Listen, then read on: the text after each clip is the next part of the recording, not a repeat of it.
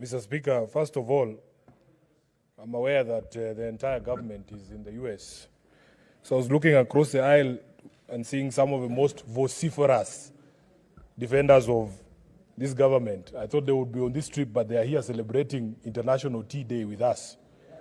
This should be a clear lesson that shouting horse from the other side will not endear you to the presidency, Mr. Speaker. Number two, I'm a bit confused, Mr. Speaker, on this International Tea Day. Should it be... Point of order, Senator Cherargei. Mr. Speaker, you cannot allow Senator Sifuna to be cantankerous. Mr. Speaker, under Section 105, Parliament and Senate Mwaso is an independent arm of government. The trip, Mr. Speaker, is undertaken by the National Executive.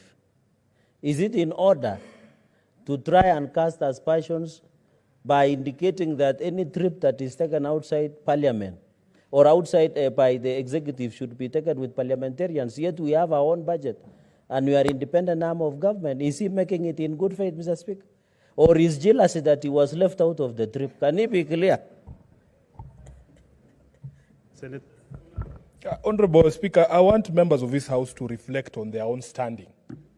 When you are only invited to trips to the goat auction in Mogosho, but others are taken to the US, you should reflect on your standing within your own party. Mr. Speaker, the second point I wanted clarity on is whether in celebrating this International Tea Day, we are celebrating the growers or the drinkers. Because if it is the drinkers of tea, that debate should be properly anchored by Senator Osotsi from Vihiga and myself as the leading Luya leaders in this House, who are known to be the highest consumers of this product. I don't know what Cherargei knows about tea more than Senator Osotsi, because Osotsi both grows the tea and drinks tea heavily, Honorable Speaker. So my concern really is that clarity. Maybe the maker of that statement can tell us, are we celebrating the drinkers or the growers? Thirdly, Honorable Speaker, I was a bit surprised hearing the head of state speak the other day, and he said that he is not aware of any Kenyan tea brand. I have grown up drinking Ketepa, knowing this is Kenyan tea. I would like some clarity on these matters from the maker of this statement, Honorable Speaker. Does Kenya have a Kenyan brand of tea? What is this I've been drinking? Is Ketepa from Sri Lanka? Honorable Speaker, finally, I want to encourage the leadership of the areas, Nandi and even Bomet, where this tea is grown, to also reflect on the resolution of the disputes that we have seen, especially regarding foreign companies that have been holding land in those areas and have been growing tea all these years. At the beginning of this term of Parliament, there were very serious incidents in Bomet and in Nandi, where even people lost their lives and machinery was destroyed, property of immense value was destroyed.